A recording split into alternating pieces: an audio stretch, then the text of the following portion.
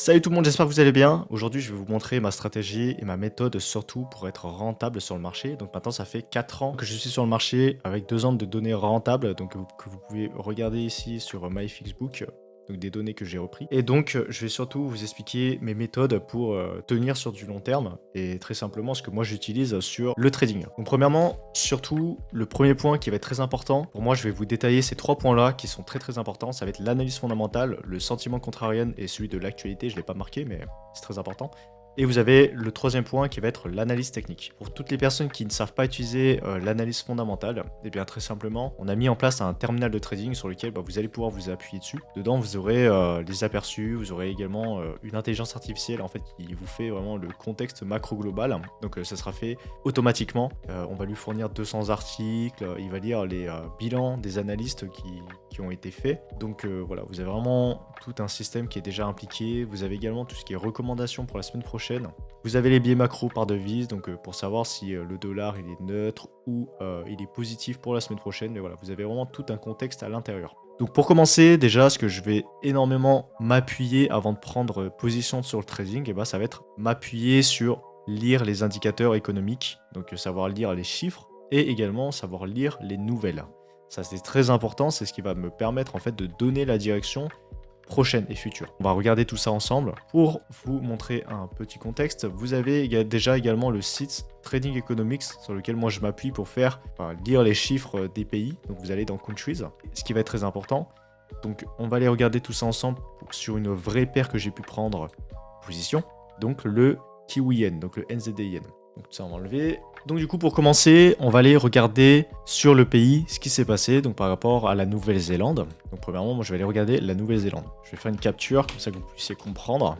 Donc je vais faire une capture que vous puissiez comprendre moi comment je raisonne et comment je vois ce système, d'accord? Dedans, vous avez ce qu'on appelle les indicateurs économiques par rapport aux chiffres qui sont donnés. Pour moi, ce qui va être très important à regarder, ça va être tout ce qui est GDP, tout ce qui va être taux d'intérêt, tout ce qui est inflation. Enfin voilà, vous avez vraiment énormément de choses. Et en fait, tous ces chiffres-là qui sont sortis, en fait, va vous permettre de vous donner un contexte. Je regarde en fait le last par rapport au previous. On peut voir que le GDP growth rate, il est supérieur à l'ancien, etc. Donc en gros, tout ce que je regarde par rapport à l'économie d'un pays, je regarde par rapport à son last.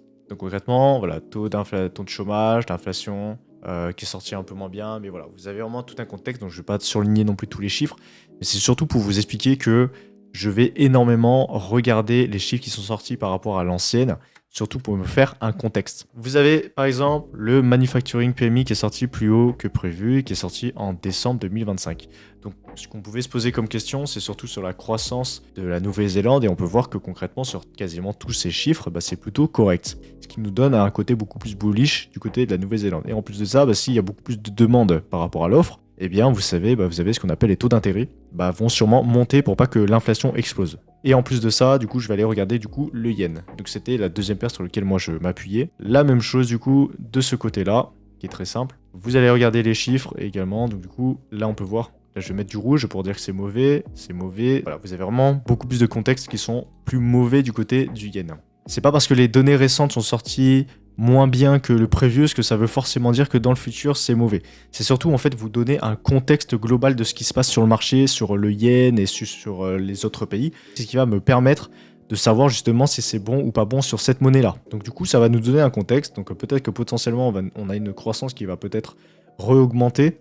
Parce que du coup, peut-être potentiellement aussi également, on peut aller regarder le retail sales, donc peut-être la consommation. On va avoir également une inflation qui est sortie beaucoup plus basse que prévu. Donc on va regarder l'inflation et également la croissance. On voit que la croissance est peut-être potentiellement en train de revenir. Donc on va pouvoir se poser des questions sur le GDP. À partir de ce moment-là, on voit quand même que les données sont inférieures. C'est-à-dire que pour l'instant, comme on n'a pas réellement de données qui nous sont fournies sur le moment T, parce qu'on n'en a que 2 pour janvier, ça ne nous donne pas non plus une bonne direction pour l'instant sur le yen. Donc à ce niveau-là, moi je suis plutôt bearish et c'est ce qui a pu me permettre réellement de prendre position sur le NZD. Attention, ça ne veut pas dire que j'ai regardé seulement ces chiffres-là pour prendre position. J'ai regardé également tout ce qui va être sentiment contrarian. Donc là, j'ai seulement regardé tout ce qui est raconté par rapport aux indicateurs chiffres de la macro. Ensuite, ce qui va être très important du coup, c'est de regarder ce qui nous est donné sur le bilan de fin de semaine, donc qui est donné par notre intelligence artificielle, et je vais surtout vous montrer ce que lui raconte. Donc vous avez également du coup tout ce qui est raconté par rapport à toutes les paires. Moi, ce qui m'a donné envie également de prendre position sur la Nouvelle-Zélande. Alors on a eu la Nouvelle-Zélande qui a brillé avec un PMI à 56. Donc du coup moi ce qui m'a permis également de prendre une position sur la Nouvelle-Zélande, enfin sur la monnaie de la Nouvelle-Zélande. Et à ce niveau-là, j'ai pu trouver une opportunité sur le yen où on a vu également qu'il n'y avait pas réellement de catalyseur sur le yen. Donc à ce niveau-là, ce que j'ai pu vraiment faire, c'est prendre position sur NZD yen.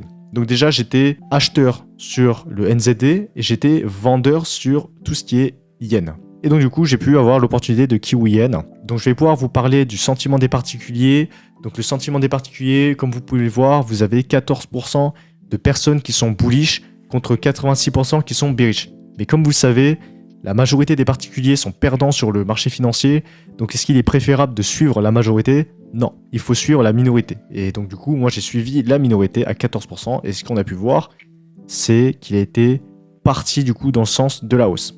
Donc ce qui m'a donné une bonne opportunité d'achat sur le NZD yen. Donc on va aller regarder sur ma vraie trade. Le moment T où j'ai pris position, on avait 84% de short et 16% de long. Donc là, ça a juste un peu plus augmenté. Donc à 86 à 14. Donc là, on peut voir que concrètement, on a une explosion de retail en vente contre une minorité en achat. Donc moi, ça m'a donné vraiment une particularité de vouloir prendre position dessus. Je vais vous expliquer le sentiment des particuliers, sur quoi ils jouent, et vraiment, voilà, je vais pouvoir vous montrer, par exemple, d'autres paires sur lesquelles il faut jamais prendre position avec la majorité. Comme vous le savez, la majorité des particuliers sont perdants, du coup, il faut vraiment pas les suivre. 96% sont en short sur AUD/USD, 4% sont en long sur AUD/USD. Est-ce que vous pensez sincèrement qu'il faut suivre la majorité alors que le AUD/USD est en train d'exploser à la hausse ? Moi, je ne pense pas. Donc, du coup, il faut faire super attention par rapport à ça et je pense que vous avez bien compris. Mais si vous regardez les paires, CHF Yen, NZD Yen, AUD CAD, là, par exemple, pour AUD CAD, vous voyez, on explose à la hausse. Pourtant, la majorité des particuliers sont perdants. Donc, faites super attention par rapport à ça. Si vous devez vraiment suivre un seul indicateur sur lequel vous pouvez vraiment avoir confiance, c'est sur le sentiment des particuliers. Vous avez également, du coup, le troisième point, du coup, j'avais raconté, c'est le sentiment de l'actualité. Donc, normalement, ça va être tout ce qui est lire les news, etc. pour savoir si sur les 120 mentions, 60 mentions, si ça a été positif ou non. Par exemple, XAUSD, on voit qu'il y a 120 mentions sur les nouvelles et on peut voir que sur 7 jours, ça a été positif. Donc, si on regarde sur 7 jours, et même, vous savez quoi, je vais vous montrer sur un mois, 427 mentions sur XAUSD, mais on peut voir que voilà, sur un mois, c'est totalement haussier et pourtant les mentions sont haussières. Donc voilà, vous pourrez regarder également toutes les autres paires. Donc voilà, vous avez vraiment un système qui est très puissant, c'est une méthodologie qui est mise en place dedans. Donc maintenant, c'est le seul, je dirais, c'est le seul outil que j'utilise dans mon trading quotidien. Et pour finir, vous avez l'analyse technique. Donc pour moi, ça, je me casse pas trop la tête avec l'analyse technique. Donc déjà, je vais tracer sur 4 heures le support et la résistance sur les deux derniers points pour permettre de savoir justement si c'est dans la tendance avec un support. Donc support oblique. J'ai un indicateur qui fait déjà tout ce qui est calcul de résistance et support automatiquement. Et donc du coup, ça me permet de voir où est-ce que les supports et les résistances, les points se sont le plus touchés. À ce niveau-là, vous voyez, vous avez un support oblique. Et donc moi, pour ce cas-là, comme j'ai un support qui est oblique sur du H4, je vais aller chercher des contre-tendances pour savoir justement si c'est le moment ou pas d'acheter. Donc ça veut dire que le 4 heures va me permettre en fait de suivre la tendance. Et le 1 heure, je vais prendre position contre les contre-tendances. Donc concrètement, là, on peut voir, il y a une contre-tendance, du coup, j'ai pu prendre position. Ici, j'aurais pu prendre position à ce niveau-là. Peut-être qu'il n'y avait pas la macro, donc du coup, j'ai pas pu prendre position. Donc concrètement, moi, je joue contre les contre-tendances. Je prends position seulement que quand il y a des contre-tendances. Et puis après, paf, je prends ma direction et puis je pars. Alors tout ça pour vous dire que la réalité de tout ça, c'est que moi je vais énormément me baser sur la macro avant de prendre position sur le marché fixe ou sur n'importe quel marché pour avoir vraiment une direction claire. Ensuite, le sentiment contrarian pour être sûr de ne pas être du côté de la majorité. Et pour finir, l'analyse technique avec du coup la prise de position à 4 heures et 1 heure pour en faire une stratégie vraiment complète. C'est pas un système seulement avec de l'analyse technique,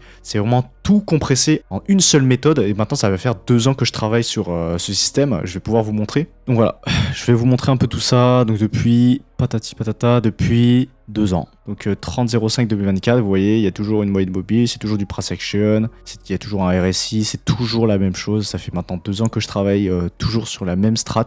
Ça n'a pas changé, il y a peut-être quelques couleurs ou quoi que ce soit, ça a changé. Il y a peut-être l'indicateur en lui-même a changé, mais ma méthode en lui-même n'a pas changé. C'est-à-dire que je vais toujours aller chercher la fondamentale, ensuite le retail, et ensuite je vais chercher le price action, donc l'analyse technique. Donc ces 3 points-là sont très importants, c'est ce qui m'a vraiment pu me permettre de passer à un level up supérieur et être rentable sur le marché financier. Au moins vous avez vraiment tout le contexte global de tout ce qui s'est passé, mais voilà, au moins vous avez vraiment tout un système imbriqué.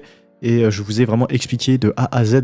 Concrètement, voilà, ça m'a pris du temps pour assimiler tout ça, mais ça arrive. Au fur et à mesure, en répétant toujours la même chose, en ne changeant pas sa méthodologie, bah, en fin de compte, à un moment, ça paye. Et voilà. Vous avez au moins toute la méthodologie qui est en place. J'espère que cette vidéo, elle t'aura plu et qu'elle aura pu t'aiguiller vraiment pour le contexte un peu global de ce que moi j'utilise dans mon process. Du coup, si tu ne connais pas trop l'analyse fondamentale, c'est que tu puisses au moins te renseigner dedans. Et surtout, si tu veux utiliser à tes débuts, bah, n'hésite pas à venir dans notre Discord et également de peut-être potentiellement que tu puisses regarder notre terminal si vraiment ça t'intéresse. Vous avez vraiment un système qui fonctionne. C'est la mise en place qui va être la plus difficile au début, ça je peux vous le garantir. Mais voilà, au fur et à mesure du temps et avec de l'expérience, vous allez voir, ça va commencer à devenir de plus en plus facile et pratique. Il faudra juste appliquer la constance, vous différencier de la majorité des particuliers et voilà. Donc j'espère que cette vidéo elle t'aura plu et on se redit pour les prochaines vidéos et on se dit ciao.